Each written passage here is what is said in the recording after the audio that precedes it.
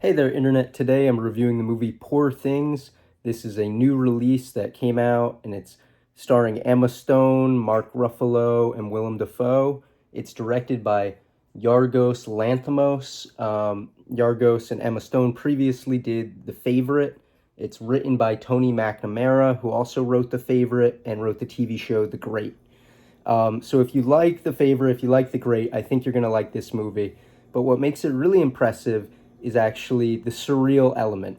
So this is my spoiler-free version of a review, but basically it's the story of Frankenstein, and in this case, the monster is played by Emma Stone.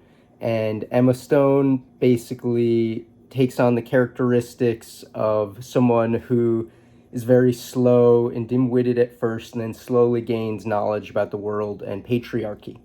It's been called by some critics a smart version of Barbie, and I wouldn't disagree with that.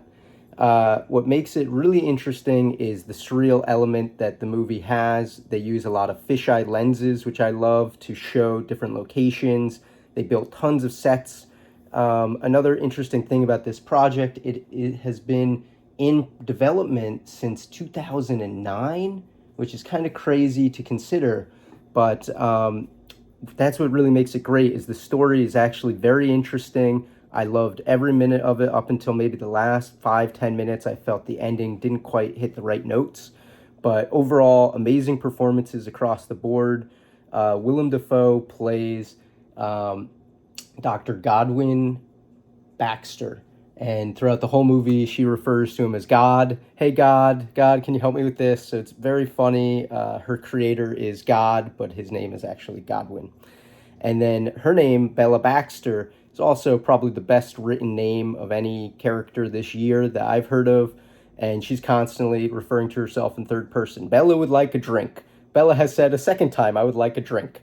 And she's just hilarious in it. I hope Emma Stone gets an Oscar win for this because she's totally deserving. She's previously won the Oscar and been nominated for a lot of other films, but for me, this is kind of like the pinnacle of her career, and her acting performance is hilarious, horrific, and just you can't take your eyes away. There are a lot of nudity scenes, sexual scenes in the movie, so definitely this is R-rated for the right reasons. But for me, I just really, really enjoyed it. There are definitely some other elements I think they could have pushed on that would have gone more into the realm of traditional Frankenstein, but they really wanted to stick with a story about patriarchy and through the eyes of this woman who's brand new to the world.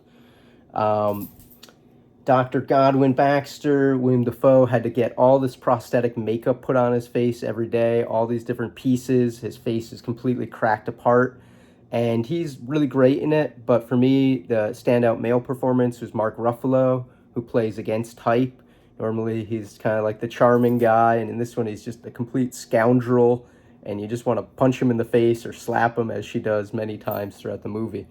I highly recommend this film. It's one of the front runners for the Oscars this year for a lot of different categories. Production design was also pretty amazing. They made these huge, huge sets that were like the streets of Paris, streets of London, Lisbon, a giant boat, tons of amazing stuff that just makes it a really visually interesting movie. I want to thank Fox Searchlight for sending me a screener of the film. It had its premiere at Venice and officially came out December 8th, limited release in the US. Comes to Ireland and United Kingdom January 12th. Box office was 35 million or 2 million on a budget of 35 million. It's kind of sad. I hope that this movie makes a lot more money. I hope that they can continue to make movies like this because it's really inspiring and interesting. It makes you think a lot. And yeah, I don't want to say too much about the plot and the story because that will kind of ruin it, but I highly recommend you check it out.